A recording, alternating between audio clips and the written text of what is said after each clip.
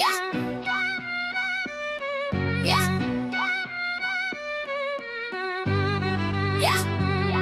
TG and Mecah, they running the show. Talking Buckeye football, letting them know.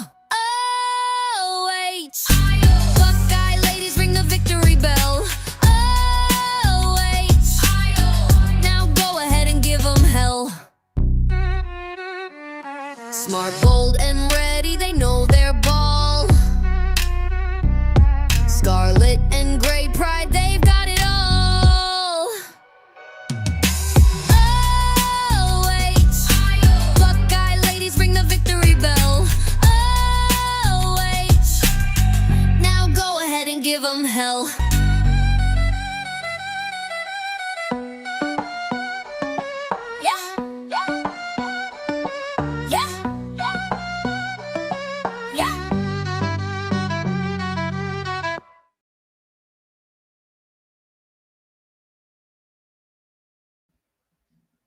Welcome, ladies and gentlemen. Welcome to the Buckeye Ladies. I'm TG. This is my co-host Eric. We're gonna explain everything that happened as to why Mecah's not here. But first, before we do, I want to thank all of you for coming to watch, and I'm gonna remind you guys to check out the Patreon page. After all, a new video just came out with me doing a Buckeye NFL rundown of all our former Buckeyes and their NFL teams in the NFL. Trust me, you guys are going to want to check it out. Make sure you guys can start off with a free membership. Then, if you want to transition to become a $5 member, trust me, if you do the $5 membership, you're going to get a lot more out of it. And if you do the $20 one, you're going to get even more. I promise you guys on that one. So, in all respect, Eric, tell everybody how you doing, man. Doing good this evening. Good to be with you, TG. First time on the show here with you. Please keep Mecah in your thoughts and prayers, everybody. She called me earlier today upset, and as a lot of you know, her father's been having some health issues, and I'm not sure what happened. She was just very upset and said she wasn't going to be able to make it, and to keep her and her family and your thoughts and prayers. So everybody, say one for Mecah tonight. She is the sweetest little thing. Sarah and I know TG, we all love her. And so when things like this happen, we have a saying here amongst all of us in the leadership team here at the OHIO podcast: family comes first. So always does. Yep. So keep her in your thoughts and prayers, everybody. I'm not Mecah. I can't hold a candle in the wind to her when it comes to recruiting and her takes. She's one of a kind, but I'm here to do my best for everybody. Yeah. So, Eric, how about you hit us with a little bit of recruiting news that you might have? Yeah. So yesterday, Ohio State actually offered 3 defensive ends from the 2028 class.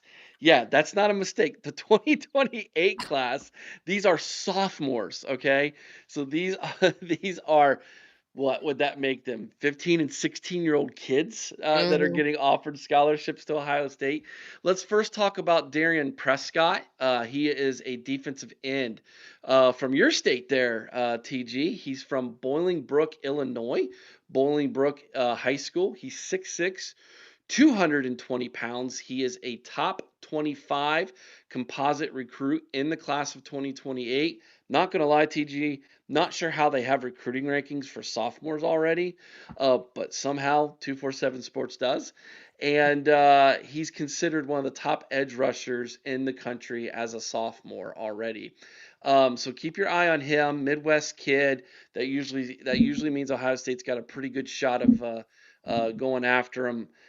He's got offers from in just about every big time school you can think of that's out there. So he's a real one.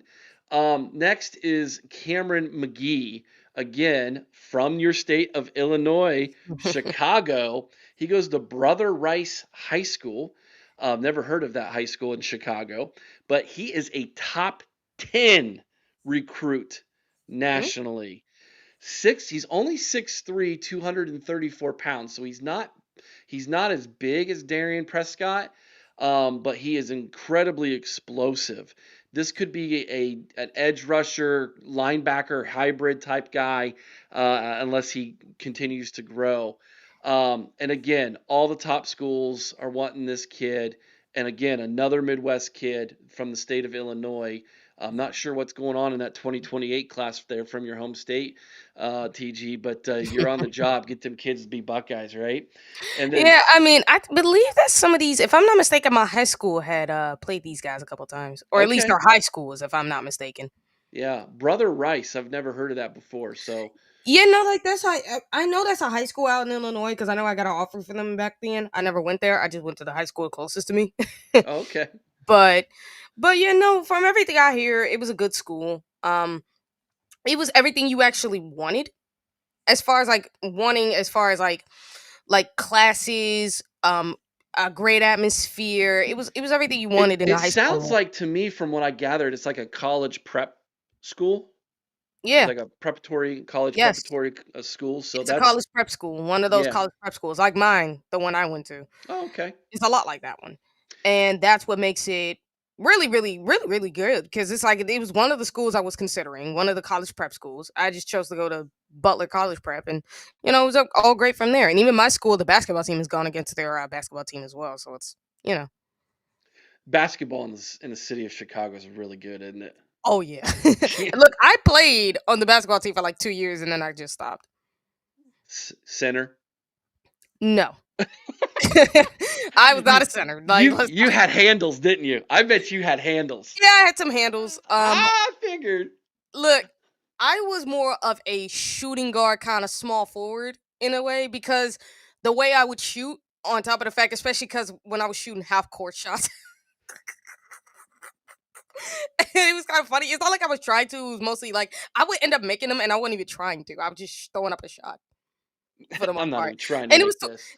no, yeah, no, seriously, because it was like towards like the end of like what the first, so like the end of the first quarter when I have a chance to get a shot off, and then the end of like the first half entirely at the end of the second quarter. It was super funny. I'm like, and they like, how are you making this? I'm like, I don't know. I just threw it up. It's just the way I flick my wrist, but then also the way I play on defense too, because I was very physical on Oh, defense from my I bet you were tenacious, weren't you? yeah. Look, people would tell you that for my size, they were really surprised with my size how like physical and ferocious I was. They were very impressed by that. They were like, "When did you get?" They were really confused. Like, how are you this physical, this tenacious on defense, and you're this small? And I'm like, "Oh no," because I was a skinny kid, so I'm still kind of skinny, but I ain't as skinny as I was when I was a kid, and I was that S- tenacious. So my TG. That's just how it was for me, man. Look, I was that's who I was in basketball. Like I said, I stopped after 2 years because it's like, you know, I enjoy playing sports. It was fun being with my teammates. And we would even play in the gym and they were like, girl, you are so tenacious. And it was amazing. Oh, I never got foul calls, but I would get foul calls on the other end because I just knew how to sell it better than everybody. the tenacious TG. Here's one more Going all recruit the way for you. back to high school, but going all the way back to middle school from the 6th grade all the way to my sophomore year of high school.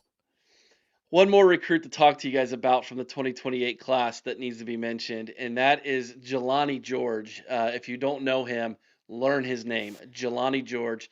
Goodyear, Arizona. Arizona's been a good state to Ohio State when it comes to recruiting. Just about every year, we're getting 1, 2 kids from Arizona. Hopefully, we get this one. 6'4.5", 245 pounds, attends Desert Edge High School. He is right now considered the #1 defensive end edge rusher in the class, the #2 overall recruit in the class. Um, Arizona, Arizona State, Alabama, Georgia, you name it, they're on him. And Ohio State offered him, and he would be a massive get for Ohio State. He is the closest thing. I don't know about this. Again, I feel like this is for a 15-year-old kid to be called the next Chase Young feels a little bit Yeah. premature to No, me. like no, I'm sorry. Look, Chase Young is on the level of the Bosa's, and that dude is a difference maker. He was generational. He was another breed. Like no, like I could see if you're making comparisons as far as skill, but if you're talking about being the next Chase, like oh heck no, like he's really would So have to come and prove it. they're saying he's the best recruit in the state of Arizona now. not based off class. He's that good now, and he's Yeah, only a sophomore. So, is it a little bit hyperbolic? I don't know. it could be. His film's great, Oh but no, his film is really good. I actually had a chance to watch some of his high school games. He was really good. Look, I'm not gonna go the full on Chase Young yet, but here's what I will say: he can play like that. Could have a conversation yeah, if he he's gets better. incredibly athletic. But I hesitate when anybody brings up the name Chase Young Look, on listen, a you high always school kid. hesitate when you bring up the name Chase Young or the Boses until you see it for yourself. It's like no. Oh, and 100%. and look with Arizona, if I'm not mistaken, did Denzel Burke come from the state of Arizona? Yeah, I think so. Ah, that's what and he was one of our best corners too. That's real good. And Eric, Andre, really man. Hey, I tell you what, Andre, I'll make a bet with you. I bet you I can make your wife blush with my senior picture.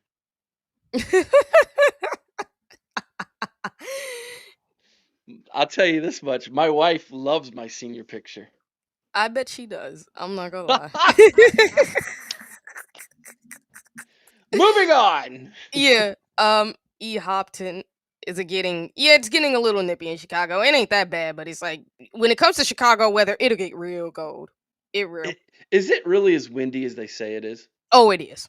Really? Yeah, I've there are only days it's not like that, but when it's windy, it's really windy, especially downtown. uh I I've only been to Chicago in summertime. So I have like no reference to wintertime or when when I'm or fall or anything. So when I've always been to Chicago and it's always been like you fly in and then you're downtown and so Yeah. the skyscrapers are If you blocking the want to view know and about everything. the winter, like how is it in the state of Ohio in the winter? Depends. I mean, it the last few years has been kind of um it's not been bad. We'll get a little bit of snow or dusting, but like if you go up north where like Sean lives, like they get really bad snow off the lake effect. I'm in central Ohio and it's not doing too bad. So just Yeah, because depends. here's the thing: when you think of Chicago, there are times where snow's not as bad, but man, when it snows, it be snowing and it be deep, and sometimes it be real cold. I Yeah. remember because I used to walk to school in the cold, and I'd be like, Jesus Christ! Like Chicago be either is the coldest city I've been in. I wonder what other because I know in the state of Ohio that happens to certain cities and others, but I'm like, man, if y'all been in Chicago, it be real freezy uphill when it decides to be Yeah. especially during the winter. Now, I will say the last set of years it hadn't been that way fully, but it still do be cold, and there be times where the snowstorms really be kicking in. Yeah. Yeah, it just depends. Yeah. So the next topic we're gonna talk about is the redshirting of CJ Hicks and Malik Hartford because there has been a lot of questions about it. Now Ryan Day touched on it somewhat. I have seen articles where at first it talked about them maybe transferring, but then also some have come out with a little bit more information talking about how it may be just them redshirting to come back for another like year. Like I think Malik Hartford still has extra years, but him staying like Hmm. another 3 years could really help him. And for CJ Hicks it's the same way where it's like Ohio State knows he's been misused the past 4 years he's been here. So maybe redshirting could be a way for him to come back and fully be integrated. So this way he can have a chance of getting drafted. Yeah, so it's very interesting. And if you would have been a part of our Patreon, you would have known this before everybody else. Shout out to Buck Vader for dropping this on everybody in our message boards. Um, let's start with CJ Hicks first, if you're good with that. Can Yeah. we start with him? Yeah. Because we were talking about him in the pre-show when we were before we hit live, and you had some really good takes on CJ. I remember his recruitment, huge 5 star, was the number one kid in the class from the state of Ohio, and there was I don't know, maybe unfair expectations placed on him, but Hmm. like you were talking about TG, he was really mishandled. Let's be He really honest. was. He was. If you ask me, when I look at how CJ Hicks was handled in the defense that of Ohio State these past 4 years, he has been horribly misused. I mean, when I look at how LSU used what was the name of the linebacker that went to LSU in CJ Hicks's class? I From forget his Ohio? name. No, no, he went to LSU. And I think he could be from the state, but I'm not sure. I know he went to LSU. He was in the same class as CJ Hicks. I don't recall. Yeah, no, I remember him. I just cannot remember his name for nothing, but I know who he is because he went to LSU and he has the same skill set as CJ Hicks. His career at LSU, he was amazing. When you look at how they used him, it's how Matt Patricia is using CJ Hicks right now. It really is. Like, and that's how they've been using him for 4 years. And he's in the NFL tearing it up right now. So, like, when I look at how CJ Hicks was used at Ohio State, I always ask the question, when you got a linebacker who has the same skill set as CJ Hicks at another team, and you look at how they're using him compared to how you are, how are you not doing that? Mm. Right? So my thing was when I go back and I look at it, I said to myself, if CJ Hicks was to redshirt, I don't know if he transferred. I mean, I can see a possibility, but he was being more used in this defense this year because he wasn't used at all much in Jim Knowles' defense. And Is when the Jim Knowles did is the decide to use his defense, they finally, you finally decided to just let him blitz and go after the quarterback instead of just having him in just doing pass coverage and all that, doing linebacker stuff. Harold Perkins Jr.? Is that who you're talking about? Yeah, that's who I'm talking about He was a right there. five-star linebacker Yes. He was. from Texas. Yeah. Yes, he was.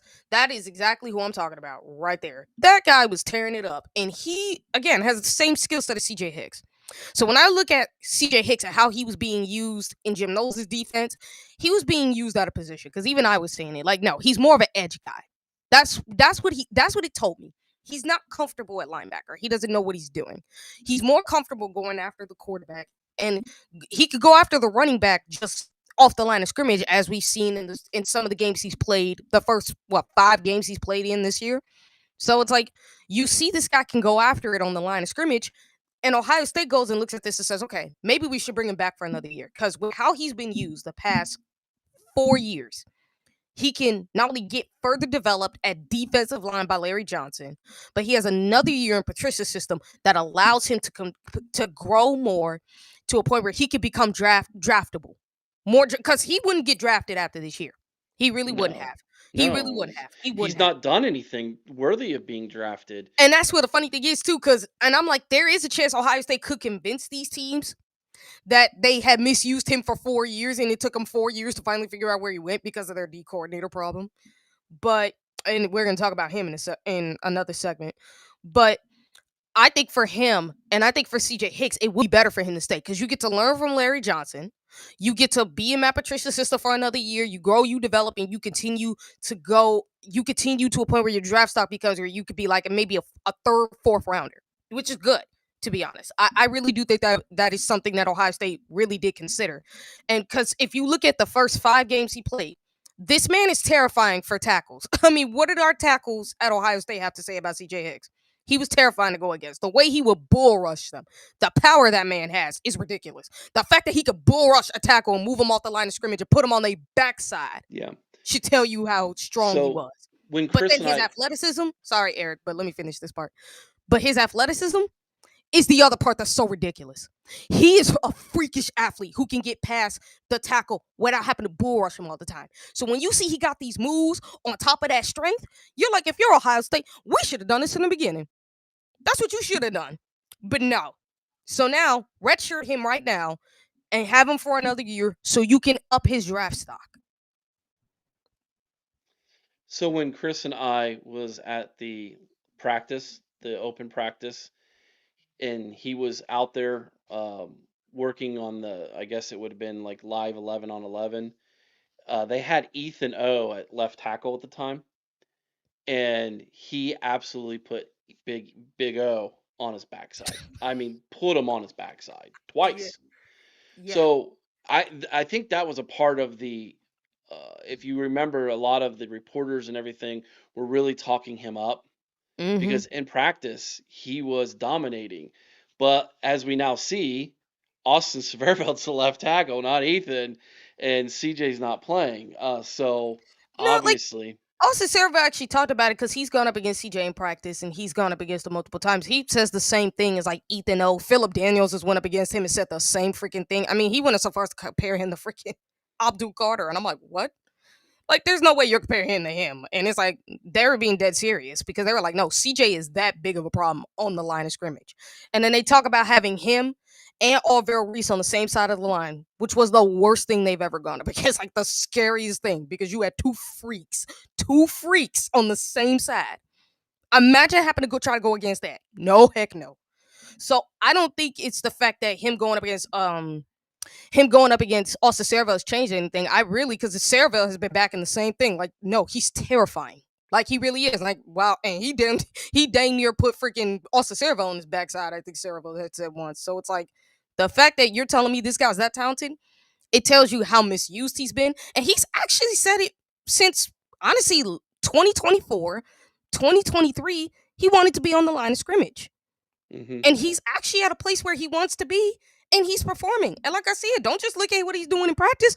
Look at what he's done on the field when he has gotten in. That dude's been a terrifying, terrifying edge rusher for tackles. He really has been. He went up against obviously in the Texas game, he was a freaking dude. Obviously, we already know against the G5 teams he was a dude. But then when he went up against Washington's tackles, and look, I'm gonna tell you this. I think Washington has a really good offensive line. I do. I think they have a good offensive line. The way he was bullying them tackles when he got on the field was ridiculous. I was like, Jesus Christ, if you're a team, they do not they he was tearing them up. And then think about what he does in the run game too, because that was the other thing people were worried about. How would he handle himself in the run game on the line of scrimmage? Well, he was handling himself quite well, actually. Surprisingly to a lot of people. So to me, if I'm Ohio State, I'm gonna tell CJ Hicks, listen, you're gonna redshirt this year, but and let's be real about this one too, that even though he redshirts, who says he won't play in the playoffs? Because guess what? The red shirt don't count towards the postseason. He can play as many games as he wants in the postseason. So they're gonna want him to redshirt to to play in the postseason. I bet to give him some playing time, but also give him an extra year so they have him for another year so they can develop him fully and get him fully ready for the NFL so he can get drafted. Because I think Ohio State, again, I think they know they screwed up with CJ Hicks big time. They know. They know. The only thing I would push back on TG is if he's that impressive, why isn't he playing? Mm. That's what I would have no idea because he has been impressive from when I've seen him. So I would have no idea unless it would be for the simple fact of everything I know, which is you want to redshirt him and not play him for like until what? Till the end of the season? Because he's already played like what, 4 games? I'm not sure how many games he got into. I mean, I Yeah, no, remember. because he got into the Texas game, he got into the Grambling game, he got into the Ohio game, and he got into the Washington game. So he already had played like 4 games. Yeah, we know he didn't play in the last one because that was Yeah, the when Minnesota game. that's when So everybody was like, "Hey, what's going on here?" yeah, so that's why people started asking the questions. It's like because and same with Malik Hartford too, because I believe they played in all those games too. So they played in 4 games already. So then the question would be, why would Ohio State decide to redshirt them now? And if it's because you know for a fact that these guys have promise, and again, in knows the system, and we'll talk about him in the next segment, you know they've been misused. You know for a fact that these guys have promise. And again, you've seen what happens when CJ Hicks is he's in a place where he really like he wanted to be at edge and he was taking it real seriously. Like he wanted to be out there. He wants to be at his best. He wants to show that he can that everything that like he's not just some what you call it, some combine warrior. Because the ones that are in the combine are like combine warriors, like are the ones we talk about like with the NFL combine, where you got these players who do real well in the combine, but when they get on the field, they ain't doing anything. They're just guys. I think CJ Hicks didn't want to be seen as that. I really do believe it. And honestly, Tyler kind of says it better that when he's playing at linebacker, he looks lost. Like he doesn't know what he's doing. That's when he looks the most lost. Last year, when they finally decided to just let him blitz the quarterback, just do what he does best, which is go after the quarterback. That's when you saw the best of CJ Hicks. He can't play that style. He's not a linebacker. He never has been a traditional linebacker. He's more of an edge guy. He's more of a line of scrimmage guy. Practically like Baron Browning. Because remember, we used to say the same things about him. Yeah, I do remember that. And CJ's played in 3 games this year. He's had a total of 50 snaps. He's had 2 solo tackles, 4 combined tackles, so 6 tackles total this season. Yeah, from what I can see, because he's gotten in the backfield to the quarterback, like he really has been putting pressure. But I will say his teammates tend to get to the quarterback before him, which I can't get mad at that. And I have seen it. Like for instance, Edric Houston, if I'm not mistaken, too, was it Edric Houston that play against Washington, where they were trying to throw a screen pass, I think on the outside, and CJ Hicks bull rushed the tackle and put his hand up to try to prevent that ball from going anywhere. And it wasn't Edric Houston. Who was that? I think it was Taiwan Malone. Either Taiwan or Cade McDonald, one of the two of them. Or maybe Caden Curry. I can't remember which one, but I know it was one of the other D linemen while CJ Hicks was preventing that, which, like I see it. And not only that, but one of the things also I think that has been a concern for CJ, and whether people know it or not, is what people have questions: can he set the edge? Now, what he did in the Washington game is show he could, but I think he's better used in, like, if you let him just pass rush, in my opinion. But even though, again, setting the edge is something I don't think he has a problem with. It's just that he's too dang powerful. He will just bull rush a freaking tackle like no tomorrow. I'm sorry, I like. I agree with you on that. He's definitely better as a rusher, Yeah, no like him doubt. setting the edge, he did a great job with that against Washington. Honestly, all game when he got in, he did a great job of setting the edge. But it's like, you know, like if you let him just cut loose on the let him just cut loose on the quarterback, you're gonna see what that man is. When they let him cut loose, he gets in the backfield like no tomorrow. Agreed. Malik Hartford. Yeah, Malik. See, this is the thing. I've seen talent in Malik when I've watched him play, and one of the things I've seen out of Malik is a promising safety. Now, I will say, I can understand if he could think about transfer because we do have other talented safeties in the room who could pass him, right? As we all know. Hmm. But I do think he's talented enough because when I look at his skill set, I think he plays the same skill set as Caleb Downs. I'm not saying he is Caleb Downs before people start jumping to conclusions. I'm saying his skill set matches Caleb Downs. The way Ohio State wants the defense to play involves somebody that has, like, because remember, we tried to go after Braylon Womack for what reason? Because him and Blaine Badfier fit the same style as Langton Ransom and Caleb Downs. Now, I would say the both of them are every bit as talented from what they look like in high school, but they have the same playing style. Like, look at Jermaine McClain right now. What is his what? Who does he play like the most right now? Langton Ransom. If you look at McClain, and the way he hits is like Langton Ransom. So when I look at Malik Hartford, I can see him being here for another year for the sole purpose of Ohio State knowing that they have another talented safety who fits what they want in this defense, but at the same time wants him to get further developed because in the previous system, he wasn't getting fully developed either. Because remember, before Caleb Downs came to Ohio State, how long has Malik Hartford been in the program? This is year number 3. This is his third year, so 2 years. So you've been in the system with Knowles for 2 years.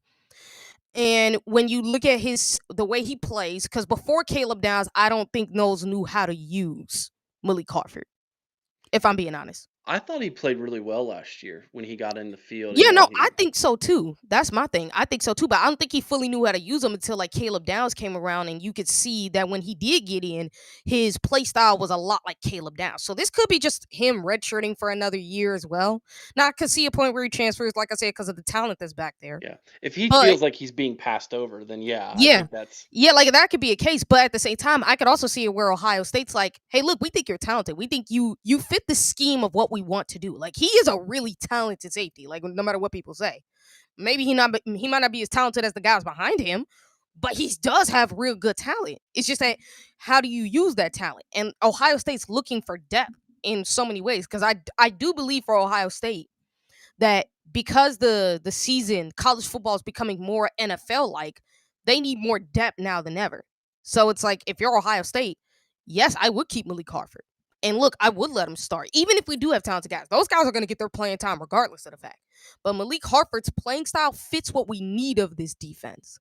Fits because it fits that Caleb Downs style. It fits that like style where you want him close to the line of scrimmage because he can play close to the line of scrimmage. He can read the offense really well, and he can react pretty fast. He also makes really good tackles too. Like Mhm. again, The purpose of having a guy like Caleb Downs is having him teach a guy like Malik Harford, Jalen McClain, guys like that. So when he leaves, it doesn't fall off. So I think he could stay for another year to get fully more developed, especially because Ohio State now understands, okay, we got a safety that can take over for Caleb Downs when he's not here. We got a guy that's uber talented. Yes, we do have other talented safeties, but he's still a really talented safety who plays the style that we need him to. So I think this is also a case for him. Again, it can be both ways. I can see either being either or. But like I said, I can see a way in which that he's basically staying another year for the sole purpose of being like so that way they can fully develop him. And Ed, yes, McClain is better. Again, I do think he's more talented, no doubt. But here's the thing: the way he plays is a lengthened ransom style. So of course he was going to get that second part because he plays more of the style that Ohio State's looking at for the safety position that he's playing right now. What Ohio State wants is a safety that can also play Caleb Downs style. Ohio State's looking for more players that fit the styles of the players they've already had, even if they're not as talented or as good.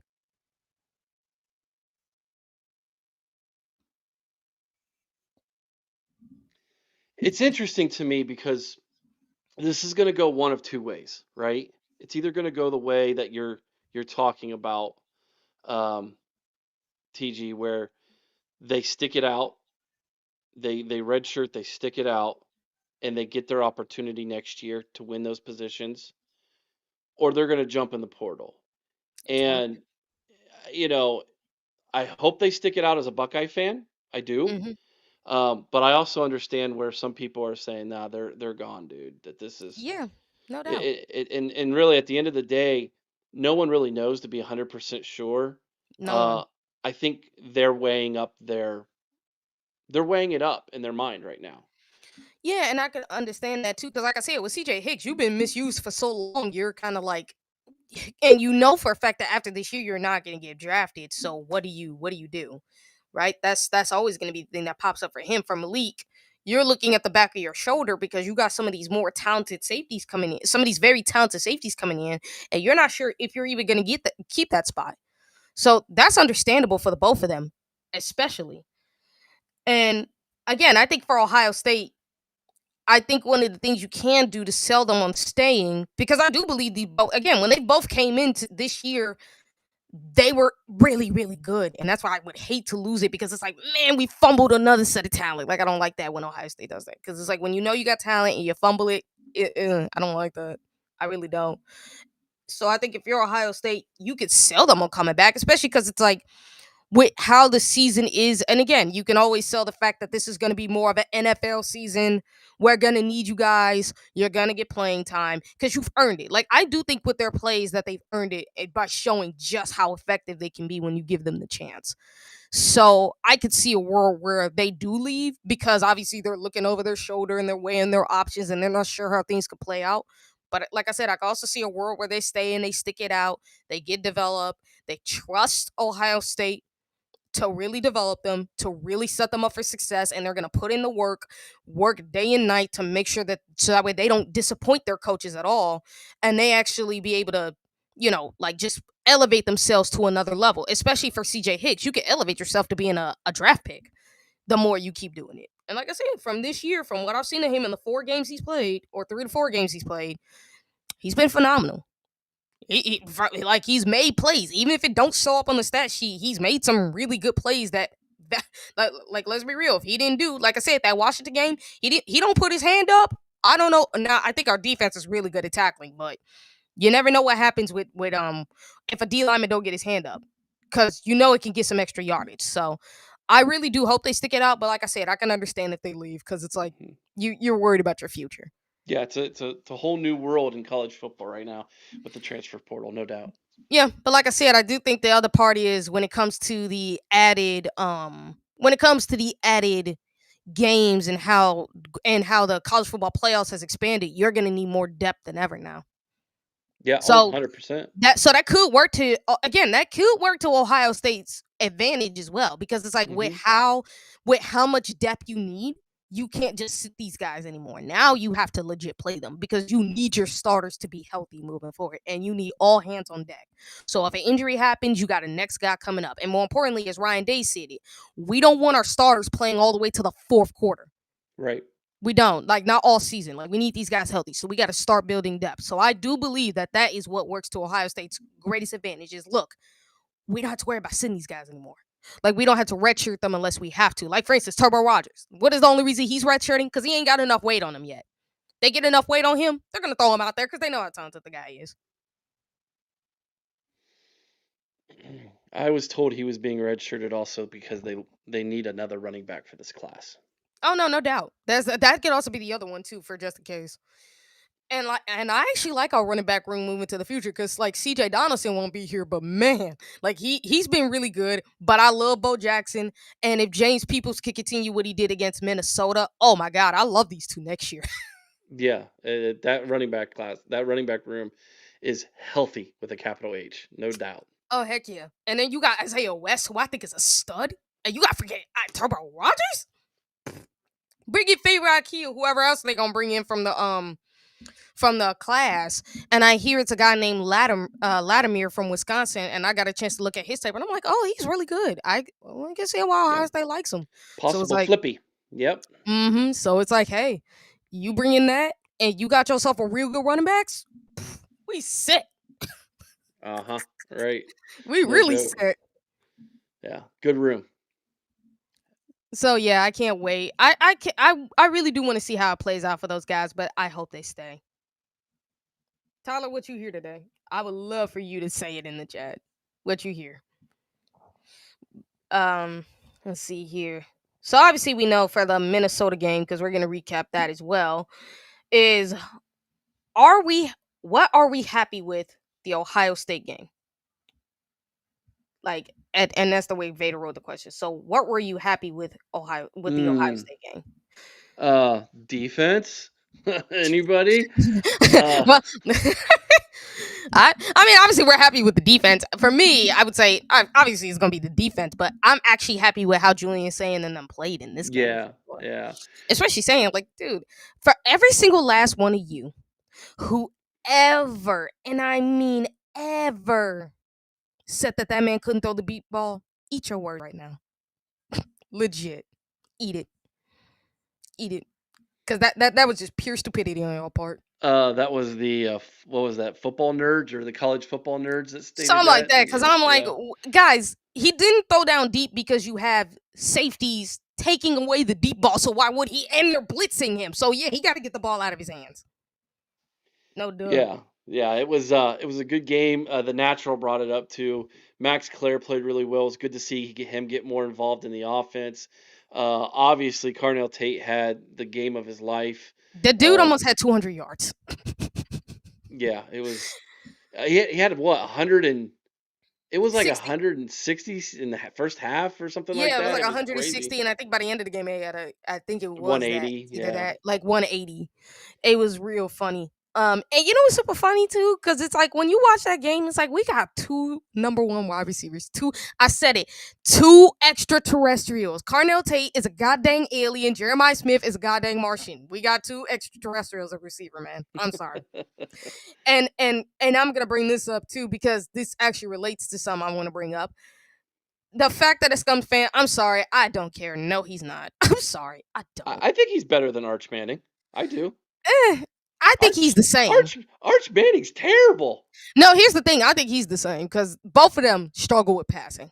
Athletic, I'm gonna tell you this: he might run better than Arch. He might, but to me, I know Arch Manning is awful right now. Like, because of how much everybody overhyped him. I know. But at the same time, that's why I criticize the heck out of Bryce Underwood. Because it's like, bro, you would be overhyped, like being the next great. Like, no one ever seen a receiver like you.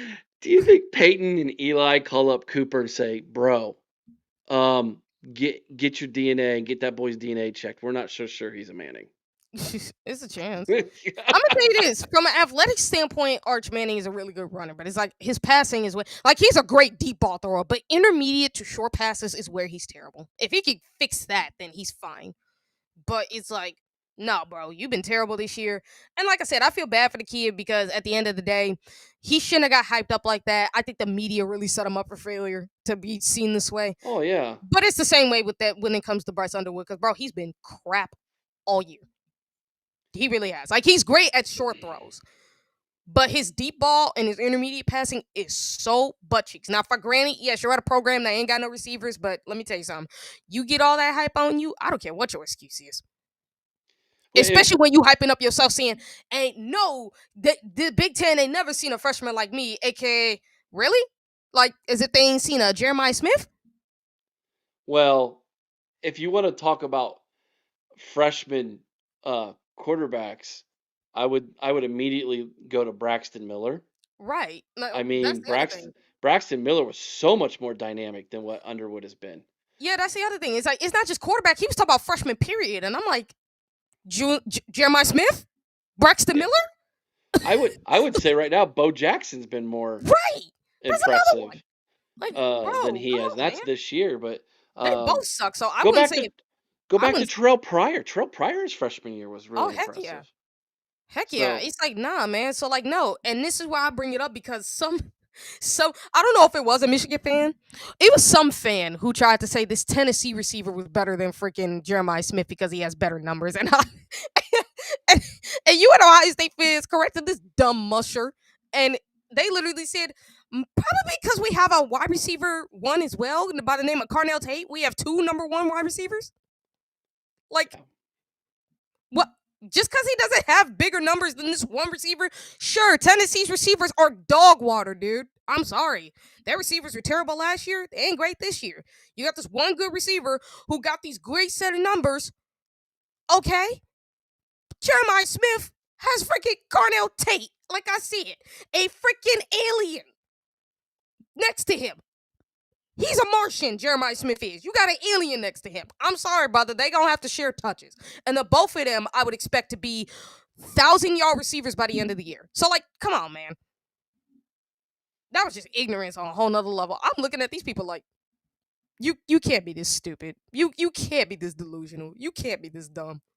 Yeah, fans short for fanatic, and we all love our teams, I guess. So it just Like I depends said, on. I don't know if this was a Tennessee fan or a Michigan fan. It was some fan who was saying this. And it's like, I don't know if you're a Tennessee fan or what, but you are dang real. I'm not even gonna say the word. just right there. So the Minnesota Ohio State game, in retrospect, real fast, um, Minnesota is a mid-tier Big Ten team.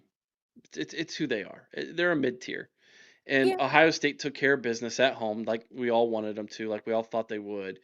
We all predicted that it would be, to take the over on the spread.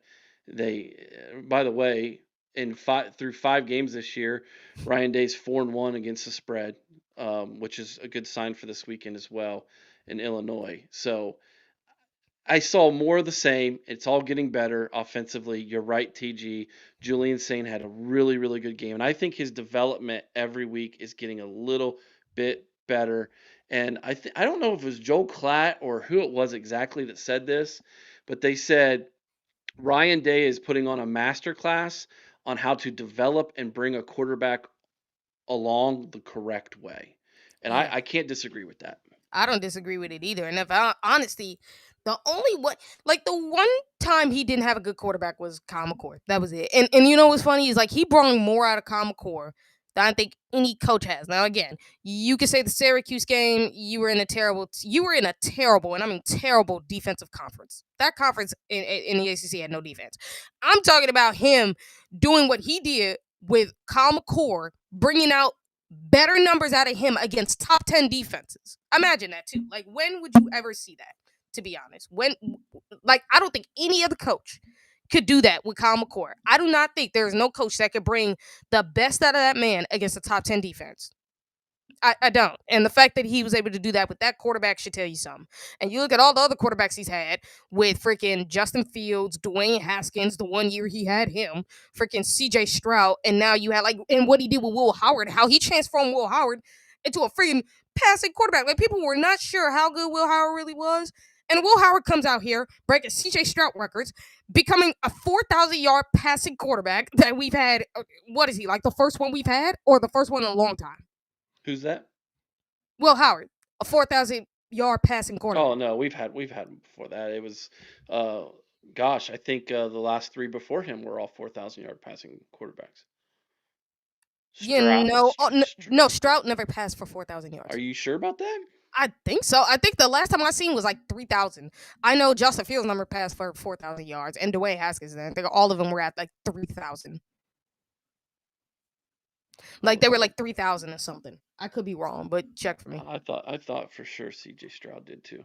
Yeah, no, I don't think he did. I think yeah, no, both years he passed for like over 3,000 and something yardage. It was close to 4,000 though, I'll tell you that now. But man, the fact that he was able to do that with Will Howard and he broke a lot of records should tell you something. And what he's doing with saying tells you C.J. everything. Stroud threw for 500 yards. I'm sorry, single game. That's 573 yards in the Rose Bowl. Oh, yeah. Talk about. So C.J. Stroud threw for 4,435 yards in 2021. Oh, he did in 21? Mm-hmm. Yep. Dwayne Haskins 4,831 in 2018. And then Will Howard was 4,010 in 2024. Okay, so Justin Fields didn't know. Justin Fields threw for only 3,273 in 2019, and then of course 2020 was the shortened year because of COVID. Yeah, I think if that year had happened, I think he probably would have thrown for. I agree with yards. that. I yeah, really do. I agree So the fact with that we did have 4 quarterbacks, truthfully, because I really do think CJ would have done it. I'm not CJ. Justin would have done it in 4,000. So I'm gonna count him anyway. The fact that we had like 4 quarterbacks that's passed for 4,000 yards should tell you something. Because I didn't even know that. I thought all of them passed for like 3,000 yards. I did not think we had one. I figured 2. And the argument for Will Howard, you have to remember, and I don't know how much of that it can get honestly accredited to the fact that Marvin Harrison Jr. was so good that season. Marvin won the start of that year. You do realize we had like Garrett in 2021. We had Garrett. No, I'm talking about. I'm talking about McCord. Oh no, for sure. That's because of Marvin Harrison Jr. in my opinion, because you knew just throw the ball to Marv, obviously. Right. But he did make some good passes to a Mecca. I'll give him that. He made some good passes to a Mecca, but and to K Stover. Like those 3, I think you could give a huge ton of credit for, because those 3 he was passing the ball really well to. Now, the one thing Will Howard had advantage over everybody is he got to play more games than any Ohio State quarterback in history. That's fair. So that helped. I was talking about for like a season, by the way.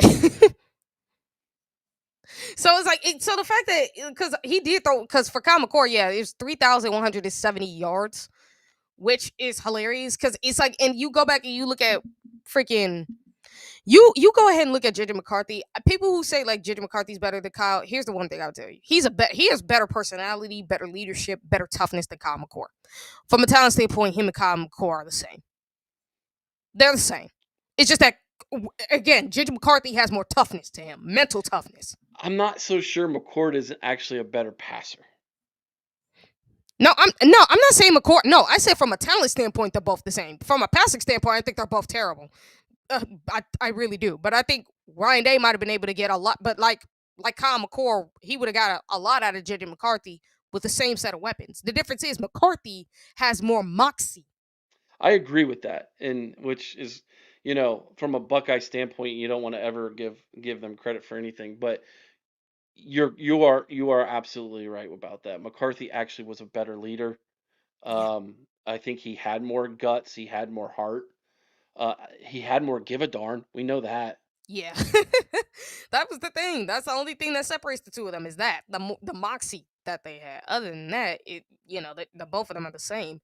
And then when I look at Ohio State, I don't see anything for me to be concerned about fully. Like they've shown they're getting better at their red zone. And one thing I do like that I never thought you would see them do is have freaking Julian Sand doing the freaking tush push. They actually had him doing the tush push. I was like, oh wow, y'all actually doing the tush push? They avoided doing any short yardage runs QB keeps with Julian Saint until this past week, and then he gets that first down. There's a timeout, so it didn't count. And then they brought it.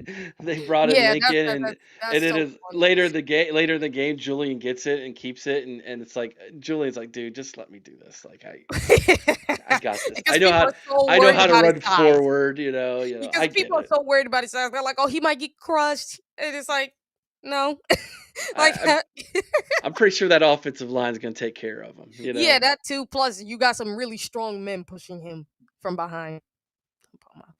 But and I actually Andre, yeah, Emeka is tearing it up. Like this man might win offensive rookie of the year. He really is doing his thing. Yeah, it's pretty awesome. Yeah. Phil, you're right. They did. I mean, let's be real. Notre Dame always focused on Marvin, and they forgot about Emeka at times, in which I found that so funny. I'm like, you guys are aware Ohio State has more than one receiver, right? Yeah, and if that's the game plan to shut down Jeremiah again, like that's the entire defensive game plan. Carnell Tate's over there going, "Thank Yeah. you. I'll Brandon take it. Ennis is over there going like, thank you. I'll take another rung up the ladder in the first Yeah. round this upcoming year. Thanks, guys." Yeah. Max Clare is going like, thank you. Yeah. Like all them going like, thank you. Like you forget that he's not the only weapon, guys. Please, come on, defenses. That shouldn't be your only game plan to stop Jeremiah Smith. Now, yes, he's general. Yes, he's different. Yes, he's a monster. But Ohio State's wide receiver. You come on now, Eric. Is there any concerns you have with Ohio State at all? Kicking field goals beyond 40 yards. Oh my god, dude! Some had fell from my desk, and I'm like, you have never failed this entire time, and now you start to fall. What is You this? that was quick reaction though. You get your hands up. Yeah, Good job. I got Um, I got reflexes. yeah, I was concerned about deep field goals going into the season. I'm still concerned about it. If a game's on the line and it's a 40+ yarder field goal, I'm not gonna lie. I've always said this about Jaden Fielding. He's got the leg to kick it. It's his accuracy that's such a problem. yeah, It's really his accuracy. It's like, dude, you got the leg, and I've seen you. And like again, the Michigan game, they called a timeout, and he ended up making like the 52-yard field goal. But then he gets the second attempt and he misses it. So I don't know what's happening with him there. Because it's like, dude, you got the leg to kick it 50+ yards. Honestly, you got the leg that can kick it from 60. I'm not even lying when I'm saying that. Like he's I got that watched leg. TG. I watched, what was it, Memphis and Missouri State G5 teams last night. Mhm. Those guys were kicking 50-yard field goals at the end of the first half. I'm like, why can't we do this? Like, It's more like why can't Fielding be accurate? Because he can kick it. It's like he can't be accurate. Now the good thing is we got the Ball State quarterback who can kick it from 50. yeah. Now Hey, and again, Ohio State from what Tim Williams has said, because remember Tim Williams, if you guys go back and check out the interview myself and Sean did with him and Dave Ost, he said it. Dave Oast, Yeah, well, Ost. Well, I always think of Ost because of something how it's else. But spelled. Yeah, yeah, but what he said is he trained that Ball State kicker. He yeah, trained him. So it's yeah. like, and Ohio State's really excited about him because of it. And I said it to Ohio State, if you're looking for more kickers and you want to be able to get more kickers, call Trey Williams. Or you want to train them, call Trey Williams and ask him to train them. Can we address Ed Rogers' last comment about the punter, the distance with the punter? Yeah. That same interview you and Sean had was Hmm. so enlightening when he's like, guys, it is Ryan Day and this coaching staff's philosophy to kick it 40 yards on purpose so that there's no returns. It automatically is a fair catch. So Hmm. because what happens is you can outkick your coverage and then they're worried about punt returns happening. And so it's a philosophy to say, okay, we're going to punt it 40, 45 yards tops. And then that's where we're going to trust our defense and we don't want there to be a return. And I thought that was really enlightening. I hadn't Yeah. heard that before. And so shout out to you and Sean on that interview. It's a philosophy. Our punter can punt it further than that. They don't want him to. Yeah. And I had never heard that before. That was very educational to me. And so Yeah. I just wanted to and just wanted to include that in this conversation about the special teams because I was like, oh, it makes sense now that we're doing this. And whether you like it or not, that that's up to your discretion. I mean, to me, it's like freaking punt it as far as you can and then go down there and tackle them. But if Ryan Day's like, I don't have the faith that we're going to be able to do that, then I get it. It's, it's your philosophy, I guess. I'm sure there's some kind of metric that says that. Yeah, well, fielding. Well, Andre, I think you would have to hope that that don't happen, but it could happen. You never know because it's football, bro. I'm not gonna lie, but yeah, no, that's what something that made it so funny to me and Trey when it comes to me and Sean because we were thinking to ourselves, they actually make that a philosophy. Like that's something new. You never hear that, and the Yeah. fact that they actually decided to make that a philosophy. I don't know if Ryan Day doesn't trust his guys, but it's more like, do you want to deal with that? Because there are times, and Ohio State would know this because we've had our fair share of like punt returns where we take it straight to the house. There's a chance that could happen against us. I know we got the guys who can tackle, but at the same time, you know how football works. Anything can happen. So Yeah. you don't want to make it a Yeah, I agree, Ed. It's a strange philosophy, and it's not necessarily the one that I sign up for. I'm like, I what? But that is what they told us. Like, yeah, yeah. that is absolutely what they're doing. The And I coaching think staff is having them you do. trust the defense that much to a point where it's like, yeah, we can get away with it. Because I think I'll say this: if the defense wasn't really good, I don't think they would do that because we've seen it before, where our punters would kick it so far down because they are so worried about the defense. Like just because back when we had like the two worst years of defense of 21 and 22, like oh my goodness. I think if our defense was that bad, maybe. But it's like they trust them so much to a point where it's like, nah, we're not worried about the 45 yards or anything like that. Like we know for a fact that our defense will handle it.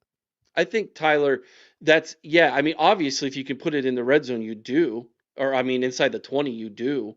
But we're talking like, okay, do we kick it to them and let them field it from the 25, 30, and then possibly get a big return?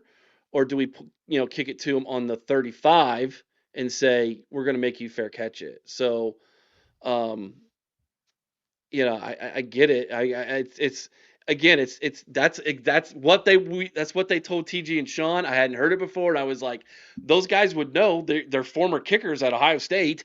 They And went, it sounds they like went to the they have practice. connections that are still there. So like they still talk to Yeah. people there. So they would know, like, no, this is something we're designed to do. And like I Yeah. said, like as Trey Williams said about fielding, it's like, no, it's more of an accuracy problem, like a fundamentals type of problem that he needs to work out. Because he can't kick it from 50, as he said. It's just like he has some issues he needs to work out for himself. Honestly, I'm not gonna lie. When it comes to I think we all know who the MVPs are, but Oh, yeah. like it's not even a question, so we're not gonna get into it. Like it's Carnell Tate and freaking who would you say it is on defense? Pick one. Like Caleb Downs or Arvell Reese. Like doesn't matter. Pick one. They were all great. Yeah. Who do you think needs to step up on the team a little more? Ooh, good question. I'll say right guard, Tegra Shabola. I would say Ethan. both Tegra and Ethan. Yeah, Yeah. whoever's gonna win that job, I hope one of them finally takes the bull by the horns and says, "I'm gonna I'm not step gonna lie. up I and wouldn't win." mind if it's both of them though, because in the end of the day, I think it's something that would really keep Tegra like laser focused. But at the same time, for Ethan, I think it also helps his NFL profile. Because I said it before, I don't think it's because he's not good. Because I think the reason he's not the left or right tackle is not because of how good he is. I think it's how good Philip Daniels and Arvell Reese are. Because when you watch the both of them play, they are freaks. Oh my god, it's like you Philip can't. Daniels and who? Who? Philip Daniels, you know, Yeah. And who's the other one you said? Arvell Reese. Oh, linebacker? I was talking about a tackle on the offensive line. Arvell Reese at tackle? Oh no, Arvell Reese, Austin Cerevel. God damn. Okay, I was so confused for a second. I was like, wait a I second. said, oh my god, I love Arvell Reese. Austin, I talk about it Arvell so much. Austin, A's. Got it. Okay. Yeah, Oh like yeah, I'm yeah. sorry. No. Like Austin Severville has been fantastic. yeah, that's the Um, reason why like he's the Ethan's not at like left or right tackle because the both of them yeah. are such freaks. It's Yeah. ridiculous. Like it's hard to keep them Well, out. Philip Daniels he is a chippy. He's a monster. He's a chippy man. Like I'll beat you up type of like I want to get out fight Yeah, me. like Like fight me. bro, That's who he him is. and Cerevel together makes for the best Oh tackle. yeah. It's And not and like as if Ethan couldn't play it. The man can play it. It's the fact yeah. that these two are such monsters, man. He can't. And Austin I don't know who likes PFF. I personally am not a PFF fan, Understandable. Unless it's but the NFL, because that's where they're the most accurate. but he's the number one tackle PFF grade right now. I'm not Austin is surprised. in I'm not college surprised. football. I'm not surprised. So What is Eric doing on? He's a Buckeye lady. Chris, I almost got a wig to show up, but based off the fact that I'm here tonight, I wanted to take a serious approach at the beginning of the show, so I didn't wear my wig. Yeah, guys. Christopher, Mika can't come. It's a family emergency. Just keep her in your prayers, man. It's related to her father, and we can't talk about him much, but just keep her and her family in your prayers because it just went bad. It sounds bad. Now we could talk about the rest of week 6 because let's start off with Texas Tech. I want to save the best for last because we're going Okay. to talk about two coaches at once. Okay. Let's start off with Texas Tech. Are they for real? Yes. I believe so too. Money, Now, baby, money. yeah, they are. Now I do wonder, are they going to be able to keep this up going in the Oh next? yeah. Oh well, the rest of the season, that's a great question. But as far as 2026 and beyond, Mm-hmm. they are so invested there. TG, go do yourself a favor. Go look at their facilities. Oh yeah, no, I've seen Oh, their facilities. It's ridiculous. oh, they have a mini field with a projector screen, and on the projector screen they can put the offense that you're going up against, and you get in your position on defense, and the play happens in front of you, so you can visualize and move around on this little Mhm. mini field with the screen as a defender. I'm like, that is freaking state of the art crap. Like, that's Yeah, amazing. you know it's super funny. I'm gonna say this to you, Cincinnati. Why is it that schools like Cincinnati get these billionaires backing up, but Ohio State can't seem to get one? Well, ours unfortunately was on an island he shouldn't have been on, but that I'll digress and not get into Yeah, the weeds with that one. yeah. I mean, hopefully. I mean, I don't know. Has anything ever come out of that? No, no, no, it hasn't. Phil, call-in shows are Monday night and Saturday morning. Yeah, that's so. So from now on, from the unless it's the regular. Well, actually, we'll see what happens after the fact. But no, it's like this season is just gonna be Thursday will be the lady show, the Buckeye Ladies Show, and Saturdays will be a call-in show before the. It'll pretty much be like what you see on Fox and on ESPN. Like you're pretty much your little shows, your game day show before it end. But if you don't want to sit up there listening to David Portnoy, that jackwad pizza boy, or you don't want to listen to ESPN, just go on the college show on Saturdays, man. You're gonna enjoy it a lot more. Chris, you son of a gun. Yeah. Stop it. Now, Penn State and Texas. Let's talk. Let's talk Texas first. Let's talk Texas first. Now, I'm gonna tell you this. How long is it gonna be before we start putting Steve Sarkisian in the same realm as Penn State? Because did you see Ooh. how he looks? Because I saw his record against top 10 opponents this year with Texas, but all time in college football. His record with Texas is 2-8 against top 10 teams, but all time he's 5-18. And it's like, brother, what are we doing today? Yeah, Like at some point you got to show up. a lot of those were with Washington though, right? Back when he was with Washington. It could be. I Yeah. gotta. We gotta see. But I did see that. So Steve Sarkisian, I think, had a lot of rub coming off of his offensive coordinator days at Alabama, Yeah. right? And he did build Texas back into a college football playoff contender, and he had them on the doorstep there last season. And a lot of people thought now that a Manning was going to take over, it automatically meant he was going to take the next step. Yeah, no. And what you're seeing is the one reason why Manning didn't play last year, like a lot of people were questioning, was he wasn't the better quarterback that they had. That's what's so fat. That's what's so sad because it's like Quinn Ewers was a 7th rounder. For granted, I will say this: the one thing you can't say about Arch Manning that he has over Quinn Ewers is the same thing that I say JJ McCarthy has over Common Core, which is actual toughness, moxie. Because that was actually Quinn Ewers' biggest problem. Again with Texas, Yeah. he did not have the moxie he should have. Yeah. So as far as your question, TG, I think that Texas fan base is so hungry for a national championship He's obviously going to get. He's not going to be on a hot seat this year. Of course he's not.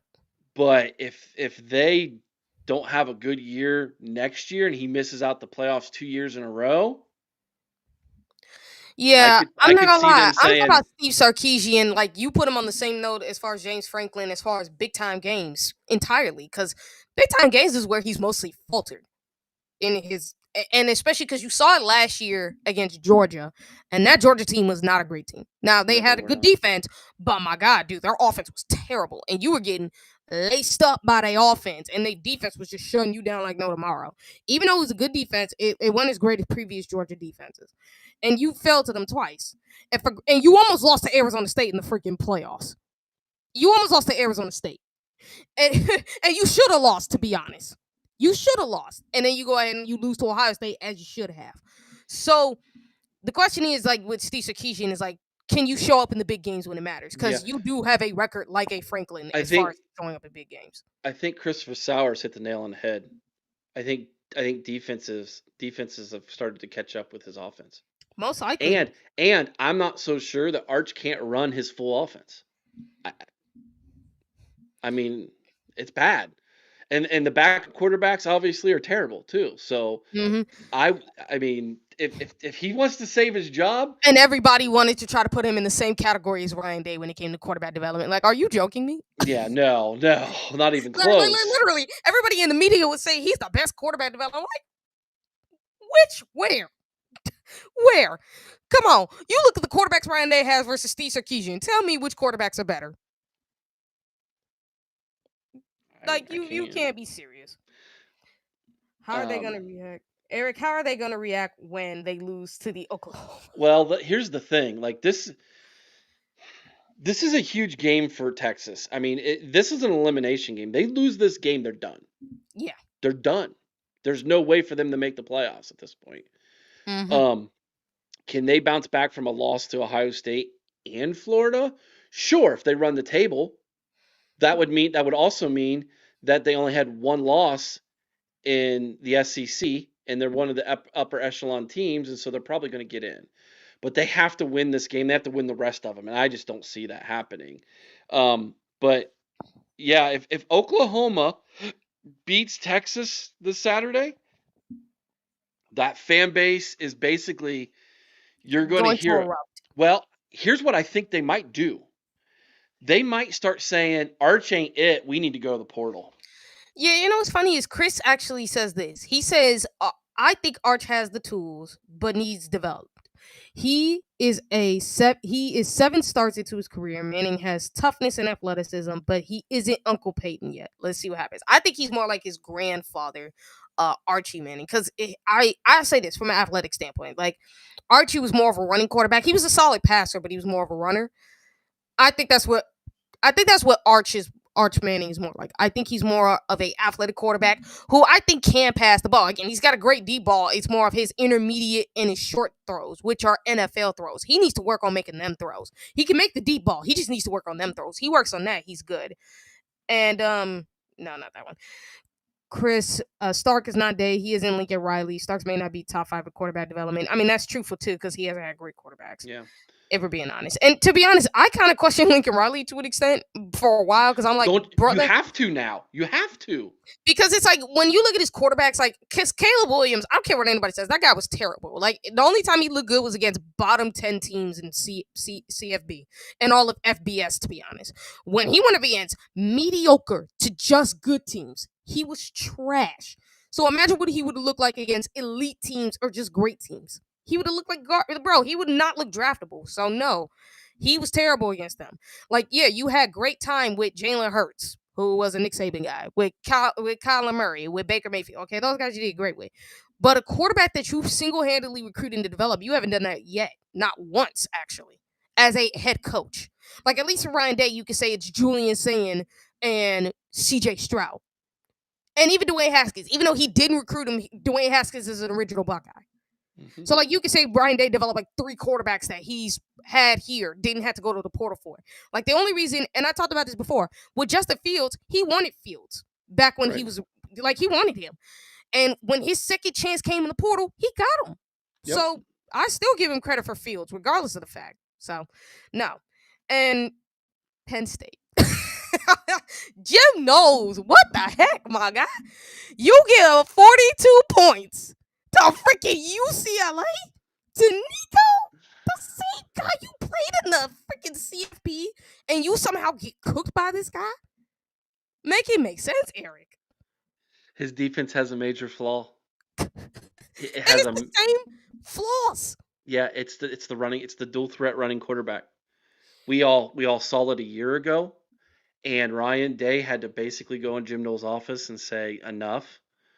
We're gonna play a base defense because your defense can't stop a running quarterback. So we have to It go to really a cannot. base defense. That's been going on for 3 years.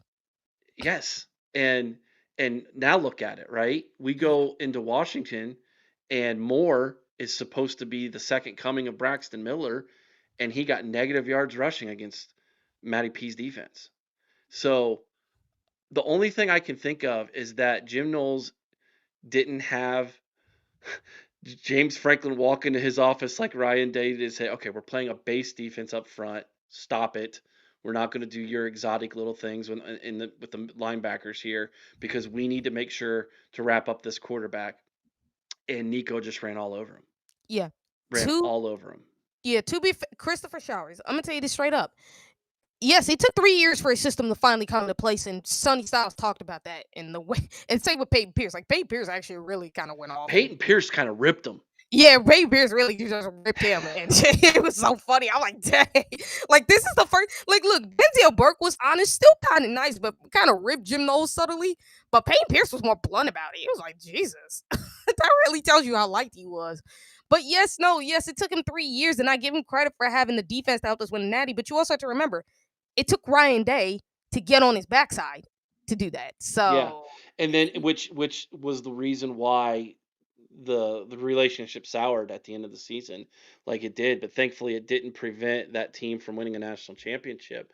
And like a lot of people, TG, I'm just like a lot of other Buckeye fans. I appreciate the fact that Knowles helped bring a national championship to Ohio State, but five games into the Matty P era at defensive coordinator, holy cow, it's night and day. It's night and day. But here's the thing about Penn State. And I don't know if you've gotten a chance, TG, to watch my videos on the college huddle. Or the fan reaction video I did with I've Penn seen State them. fans. I've seen That them. fan It's base is done. That fan crash base is out. done. Yeah. They're done. He's lost over 90% of that fan base is finished with James. And there's a $56 million buyout and I don't know how, like, what is it, $750 million renovation on Beaver Stadium going on. Yeah. There's no money for the buyout. There's no money for the buyout. They're stuck. And if you listen to his press conference this week, that man was frazzled, whatever word I'm trying to think of, frazzled. He was so frazzled in that press conference on Tuesday that he forgot to do his opening monologue that he always does. And one of the reporters said, James, are you okay? Like, you always come in here and you talk about the other team and what they bring. And he's like, oh yeah, you're right. I'm sorry. I'm like, what is happening over there? Like, it is unbelievable. I feel bad for the fans because, they're unlike the fans that are north of us. The fans east to us in Pennsylvania are somewhat respectable, although they're pretty harsh on opposing teams when they come to their stadium. But Yeah. the Penn State fans I've dealt with and talked to and I know and I interact with, they're so passionate about their team and they're just dying for a winner, something to cling on to. And they now realize 12 years into this thing, it's never going to happen with James. It's just not. Yeah, like, look, when you talk about Jim Knowles, and I'm gonna just say this real quick, because Christopher Showers brought it up that players on the Penn State team on the podcast said it was not easy play. It is not easy playing in that system. And you know what? That's what Ohio State players were saying. For good reason, though. Because when you look at what Jim Knowles' defense always had a problem was in big games, they always faltered. And you saw it in the Oregon game. But then you also see in this game another big weakness his team had, which was going up against, like just mobile quarterbacks, dual threats in general. Like, I wouldn't be surprised if Ohio State lets Julian Sander run against that Penn State defense. Like, we talk about Ryan Day don't let quarterbacks run. He'll let him run if he has to. And against Penn State, he might let Julian Sander run just for the simple fact of we know against this defense they can't handle a running quarterback. So we're going to let him do it. Like, just for that simple. So, and when I think about it too, because a Penn State podcaster, because I've seen this too, a Penn State podcaster brought this up, that James Franklin asked Jim Knowles to talk to the team after the Oregon loss about the run they went on after Ohio State. Do you know what the answer Jim Knowles gave? No, I'm not. I didn't. What did he say? He said straight up no. Straight up no. I was like, I see. Okay, I was under the impression that they did. No, they didn't. He didn't.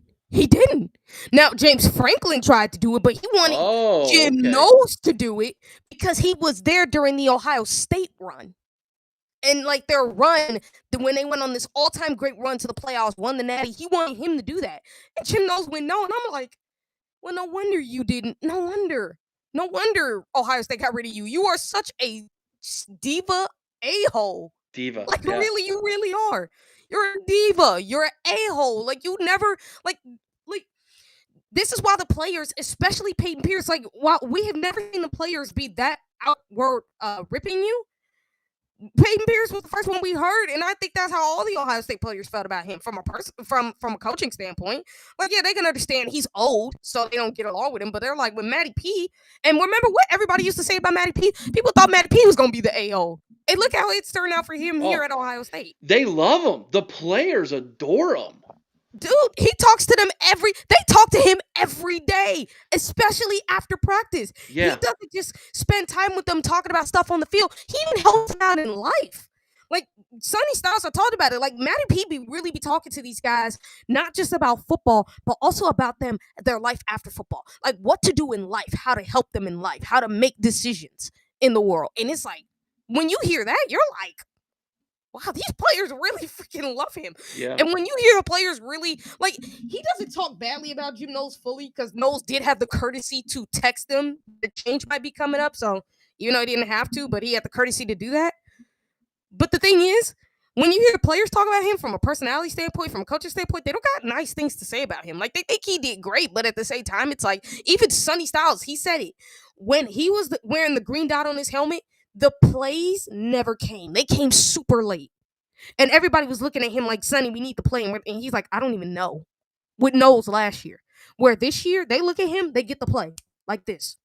And you're like, well, no wonder they don't like you right now. And that's what I'm wondering, is that's what's going on at Penn State? Because it has to be. You're trying to do things your way, and you see that Ryan Day was right about it. Because your way, you need a boss. Because when you went to Penn State and you said the things you said about Franklin, you were literally saying that Franklin is not a boss like Ryan Day. Because he said, like, some about James Franklin being all about his coaches and being all about the staff and everything and whatever. And I'm like, and the way I took it was like, okay, you're basically saying he's not a boss because you were so mad that Ryan Day was on your keister. Ryan Day is your boss, Jim Knowles. He's your boss. He's going to be on your keister because he expects perfection, excellence, even if it's unthinkable, even if it's unfair. And then you also go out of your way to talk about Ohio State fans and how hard it is to win here. We told you guys, Penn State fans ain't that much different. As a matter of fact, they could be worse because they're so tired of losing, especially in the big moments.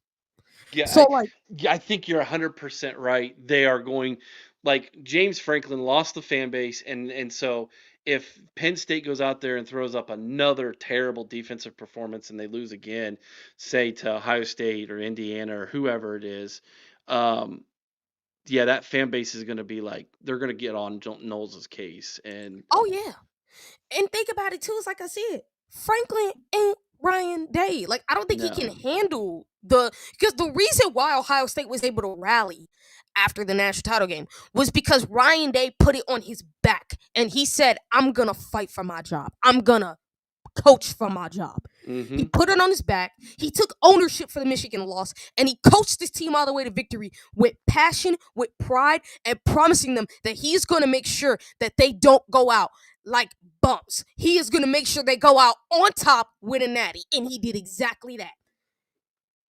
Yeah. And when you think about with Penn State, do the players love Franklin that as much as the players at Ohio State? Because when you think about it, the players at Ohio State, they freaking love Ryan Day. They look at him like that. Mhm. That's their father. That's their second father. And this is why parents love Ryan Day. So is James Franklin like that? I don't think he No. is. He's not. He's not the leader Ryan Day is. He's not the boss that Ryan Day is. He for dang sure, and I mean for dang sure, ain't the man Ryan Day is. No offense, I like Franklin as a person. I'm not trying to discredit him, but at the same time, it's like I'm pointing out the facts. This man is nothing like Ryan Day. So like for Jim Knowles, it's like you being with Franklin pretty much exposes you because it's like without Ryan Day, your defense wouldn't have looked that good because Ryan Day had to get on your keister. When Franklin ain't the boss that Ryan Day is, and he's not gonna get in your face like Ryan Day does. This is why your defense sucks. Because think about it, this defense took a whole step back from 2024. The defense in 2024 was so much better than this current defense. Imagine that. Yeah, and so one of the And you things paid this man $3.1 million for what? 42 points against UCLA. Right. That's what you paid him for? Apparently. One of the things that some of the Penn State fans were saying in the comments in the video I did, which I thought was really interesting and insightful, was they were saying James Franklin is really good at recruiting and building a program through motivating young men. And I agree with that because he did it at Vandy, Vanderbilt. and then he did it in Penn State when Penn State was kind of down and out after the whole, years coming back off of the sanctions. But he's never proven he can take a team over the top. He's never done it, not one time in his career. Which is why I think he would be a great fit in Florida. I think he would get Florida back to the college football playoff. True. And then at that point, get him out of there and get the guy in who could take him over the top. But it's that to me was very insightful in their fan base to say he's gotten us as far as he can get. The problem is they gave him that 7-year deal and now they're stuck. And unless he wants to walk out and leave. But here's the other thing too, though, because if you're Penn State, you need a coach that is already there because the problem is because you can't fire him after the offseason. You really can't. You would have to fire him during the season, and you can't do that. And the biggest reason as to why you can't is because you only have one transfer portal window. Because if there's one thing, like I can understand why I'm making that rule, but I don't agree with where the portal placement is. And I say that for this reason. Because for college football programs, it really screws them over now. Because if you want to get rid of a coach, you better have a coach already on standby. Because otherwise, them players are going to leave and you're going to get screwed. Oh, yeah. And not only that, but think about it. Usually when a coach retires or they leave somewhere else and the 10-day portal window opens, you typically would have like the spring portal to help you bounce back from that. Right. Well, guess what? Not there anymore. So you need to really keep your coaches there to keep all those players there. And that's why you're seeing schools fire their coaches now. Yeah, that's the point. Because they have to get staffs in place before the portal opens because they know if we wait to the end of the season and then fire him and then do a search, then by the time that coach gets in and if the players don't like him or players leave and jump in the portal and you don't have that time to get the portal activated for your roster, you're going to be playing with walk-ons the next year. This is what I think they should have done. Like, if there was one portal I think you should have taken care of, I don't think it should have been the spring portal because I think the spring portal would have been a good way to see where your roster was. 100%. To me, you should have gotten rid of the winter portal. The winter portal is the one you should have got rid of, not the spring. The spring would be the best way for teams to look at their teams after the fact, after the playoffs. Instead, you put these teams in such an impossible situation where come the postseason, they have to do it now. Yeah. Like Which You I can't. mean, think about, like, literally, Ryan Day is going to be like, "Look, I can't worry about the portal. I have a team to coach through the playoffs. Like, D'Antoni, you do it. You take care of the Ooh, portal." that's where, and this is the thing too, because for Ohio State, this is what you would have to do. Because remember, North Carolina, and I get for a fact they're not doing very well right now, but Bill Belichick had a plan as far as like having the recruiting staff like put together. Remember, Mm-hmm. it was something he had put it like have a recruiting staff that can recruit these kids. If Ohio State wanted to get kids out of portal, that's what you would have to do is have a recruiting Yeah. staff put together to go after those kids in the portal, because you have to make them understand like the coach can't be with you right now because he's focused on coaching the team. Like he wants you to come here, but they're in the middle of a playoffs right now. Mm-hmm. Like it's one thing if you were in like a bowl game that no one cared about, but it's like if you're in the playoffs, you can't focus on portal. So that really pretty much screwed everybody over. Yeah, 100%. It's ridiculous. It's just another example of why the NCAA is stupid. Yeah, it's like, listen, I'm okay with one transfer portal window instead of two, but here's my thing: if you're gonna do that, make sure it's the right one. Like the spring portal made so much more sense, and it's like common sense with the NCAA just doesn't exist. No, it doesn't. It just doesn't. It really doesn't. So I just can't. So for Illinois, the matchup, Eric, what's your prediction? Oh, I'm glad you asked because I need to get yours tonight. Get my pen out. I have 35-10 as my score. I debated between 35-13, 35-14. At the end of the day, I settled for 35-10. Illinois defensively has not been good.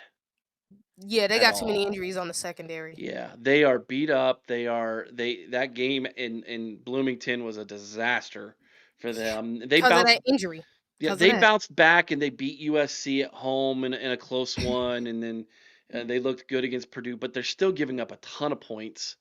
And I got news for them. They're about to play the best defense they're going to see all year. Oh yeah. So 35-10 felt right to me. Yeah, I would say for me, because I struggle with this one too, because I'm like, Illinois does have a good offense, but at the same time, it's like this would be the best defense. So I was struggling in between. So I would say Ohio State. I'm gonna say 40-10, at least 40. Woo. Because I think the Okay. offense will put up some numbers against this defense. Because now we'll say this: Illinois has a really good defensive line. Like if there's one thing you can take from the defensive line, it's that defensive line. They are really, really good. But I think Ohio State will be able to move the ball against this offense to get the ball out of Sands' hands quickly. They'll be able to run the ball very well. I think they'll pass it effectively as well. So I'm gonna go 40-10. Okay. Gotcha. You're locked in now, TG. You can't change it. Oh no, I know. I I got know. it on the graphic. I know. I had to do. Look, I had to do it. It was like because I was struggling between 35-10 and 40-10. So I just said, let me just do 40-10. I figured that might make more sense. Sounds good. Sounds good. I got you locked in. Andre, this your prediction? 45-6, and then Christopher Sawyers has 38-7. Oh, look, I would give Illinois this. They get like one touchdown at the utmost, and then they get like a field goal. If they score 10, they're the first team to score double digits. That would be something. Yeah. And the funny thing is, if you did get 10, be happy that you're the first team to do that. But it basically took one touchdown and one field goal. Now, I'll say this. There's two things to keep in mind. One time, a long time ago, TG, I don't even know if you were born yet. Brett Bielema used to coach at Wisconsin. What year was this? We're talking probably early 2000s, okay? Early 2000s. Okay. Yeah, so he was much skinnier then, and he coached at Wisconsin. Ohio State was ranked really high, and I think they went into Madison, and the Badgers were ranked 18th, and they took Ohio State down. So he's upset Ohio State before with a lower ranked team, and historically Ohio State has not played great in Champaign. It's been a Yeah. bad place for us to play. But now I'll say this: most times we're there, we would play them later in the year. It'd be in like November, and it would be rainy and cold and terrible, and it just seemed to go better for them in their home field in bad weather. It's going to be 70 and sunny on Oh yeah. Saturday. So And not to mention, we haven't seen this team play against Illinois in years, and Ryan Day's never coached against this team in Champaign. So this is the other thing I'm kind of interested yeah, in looking at. yeah. One more thing. Can I And add one more thing real fast? I yeah, think you'll find this interesting. Illinois, they have they have created 10 turnovers on defense to our 3. And 9 of those turnovers are fumbles and fumble recoveries. They are well coached at punching the ball out. They do hmm it better than anybody in the Big Ten. Ball security is going to be a major thing for Ohio State, which is why you saw Ryan Day go ape crap over the fact Brandon Ennis. with the players. Well, if you remember on that touchdown run that Bo Jackson had, it was a 2nd and goal, and he reached the ball out, and he was all mad about him reaching the ball out on 2nd and goal. And I'm like, why is he mad about him scoring a touchdown, reaching the ball out on 2nd and goal? He had the foreknowledge coming up this week. Illinois wants you to do that because Yeah. they're all going to be punching at that football. And so ball security, major thing for this game for Ohio State. And I think that's going to be the biggest thing Ryan Day tells them is do not do any reaching out. Like the other games, they can do that, but against Illinois, do not do that at all. I think that's going to be the biggest thing. And here's the other thing I will say too. Phil Hagg, you say Illinois is overrated. You made it clear. Here's the thing: they're not overrated. The problem is they were injured and they've been injured. Like we don't know how good how good their defense is when they're fully healthy. Like last year, they were really good on defense when they were fully healthy. This year, they're not healthy at all in the secondary. So I wouldn't say they're overrated. They have a good offense with a really good defense, and especially one that can punch the ball out and force fumbles. And I think for Ohio State, again, ball security is going to be the biggest factor, especially when it comes to the running backs. Now, you know, Carlos Hawkins doesn't give a dang. His running backs are not about fumbling. He is going to make sure his running backs, when they play against Illinois, they will not fumble. He is not going to play that Yeah. at all. Yeah. And if you ask me, I think Ohio State will make ball security the biggest thing. I don't think you're going to see them reaching out. I don't think you're going to see them doing anything. I think you're going to see them just play efficient, sound football, make no mistakes because they know. In order for Illinois to win this game, Ohio State has to shoot themselves in the foot. And if there's one thing Ohio State knows, they shot themselves in the foot a lot before. Yep. So, You can tell, Lisa. I just uploaded Illinois' theme song, the game theme song for this week. The title of it is Bielema's Ozempic. I think you're gonna like it. It's I can't wait to hear it. 'Cause, oh my God. we'll finish the show with that tonight. Yeah, I mean, Eric, I'm gonna let you put over to when we end the show. Please put that up there because actually I I want will. to hear it I because will. that's gonna be funny. Oh man, who do you think the MVPs of the game will be? Oh gosh, Julian Saint on offense. I think it's really important for him to have a really good football game here, and score points. And I think at some point, TG, we need to get a pick six. It's going to happen at some point.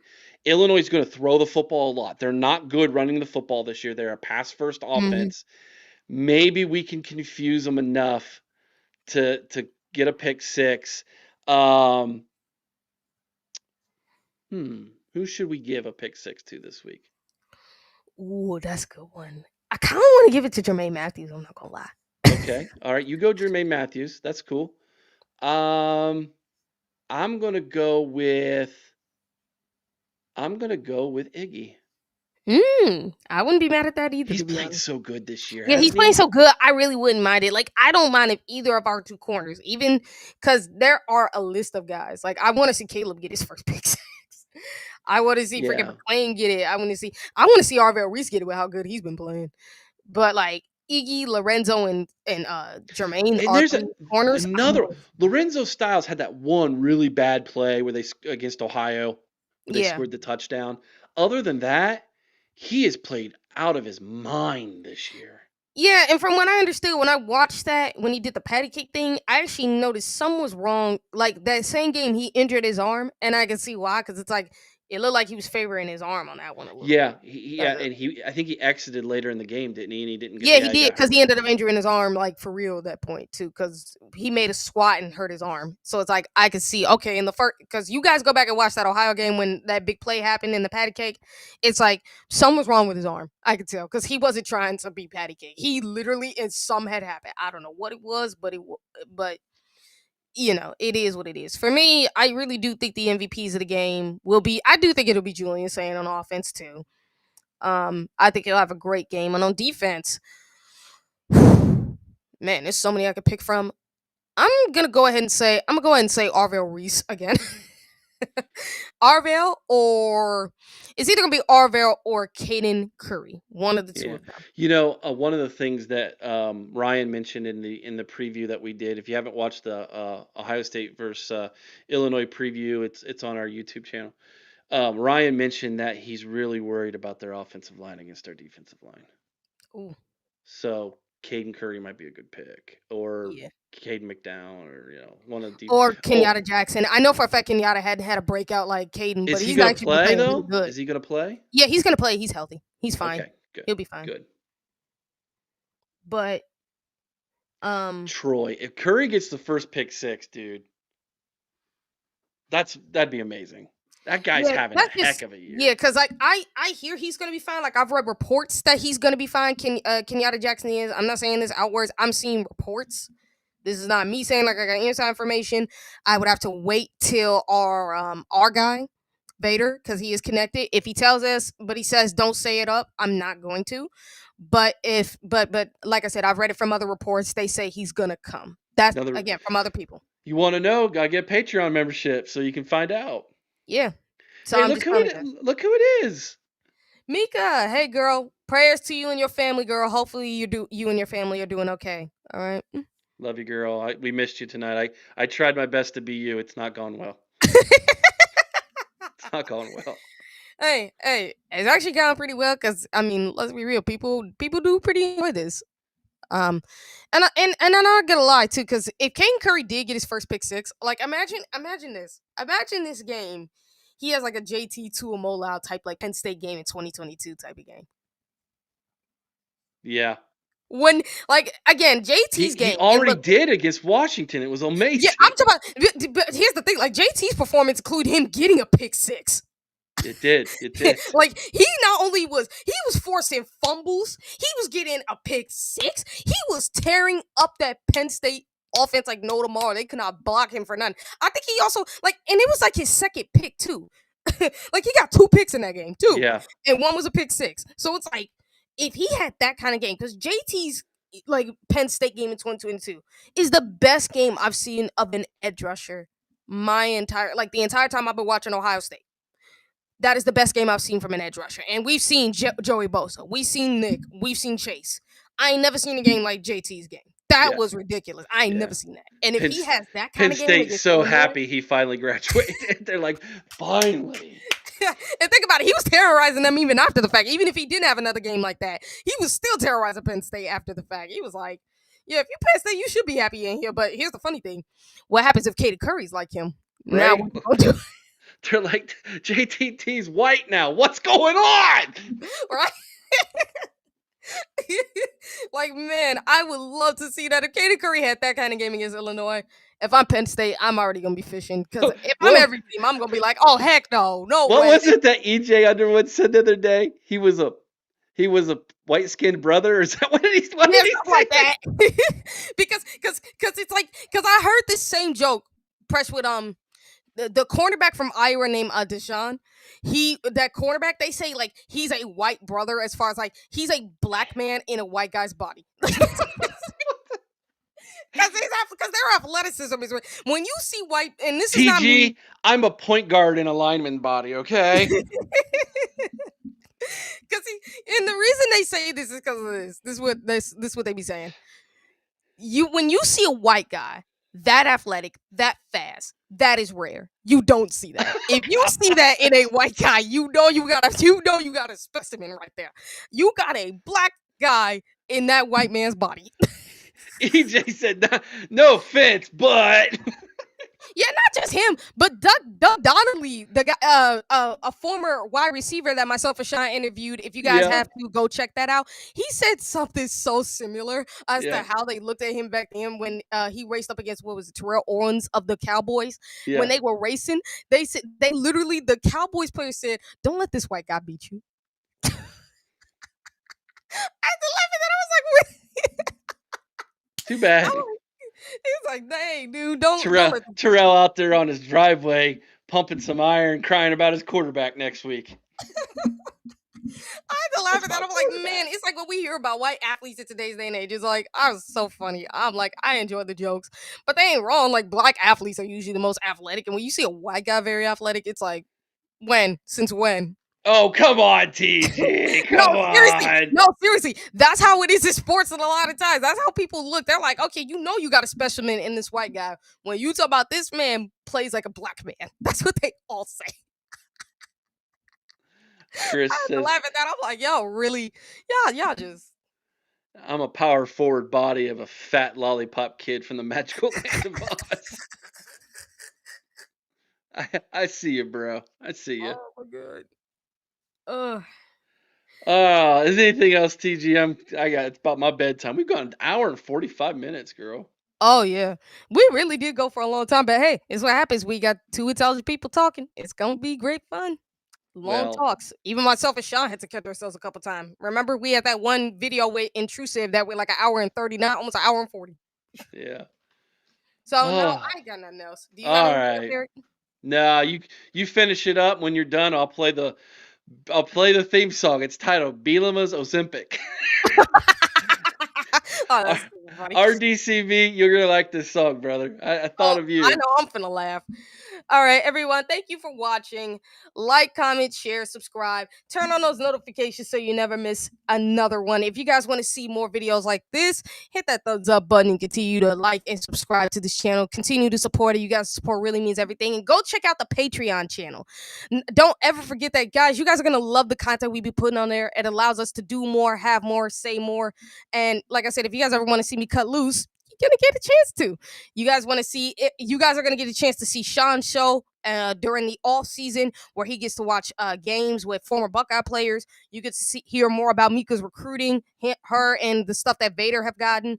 And you're also going to have Sean and Eric's shows on there. And even now and again, you may even have a Buckeye player coming on there to do some film breakdown if you have to, with maybe the likes of Tim Anderson. You never know. So I would advise you guys to do that. And also, because I almost forgot to do this, don't forget to check out the sponsor of our current show in mybookie.com. You guys put in the promo code Ohio, you get $500 in insurance. So if you miss out on the bet, you never, ever, ever, ever, ever have to worry about losing that money. You get that money right back. So again, guys, thank you for tuning in. And we're going to end this like we always do, Eric. OH. Ayo. Go Bucks. And go ahead and play that song, Eric. Bielema's Ozempic. Yeah!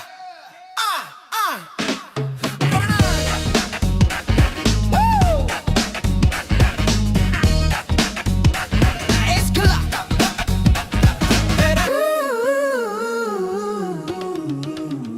down in Champagne Town, where the cornfields blow, lives a man named Bert with that Midwestern glow. Got a playbook thick as a Thanksgiving feast. But when the Bucks roll in, it's past the beast. Oh, Bert Bielema, where'd your magic go? You've been sipping that Ozempic, but your offense is slow. Ryan Day's coming with the scarlet flood, gonna deflate old Bert like a pumpkin in the mud.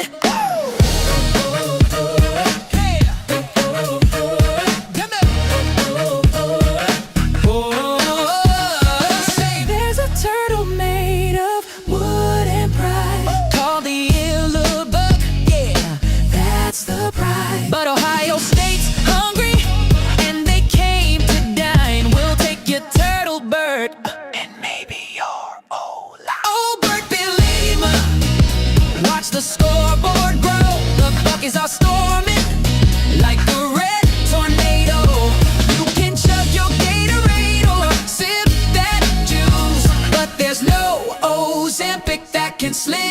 is true. They'll say go Illinois, but the crowd looks blue when Jeremiah Smith's dancing past your crew. You'll clap those hands and chew that gum, but when the Bucks are done, the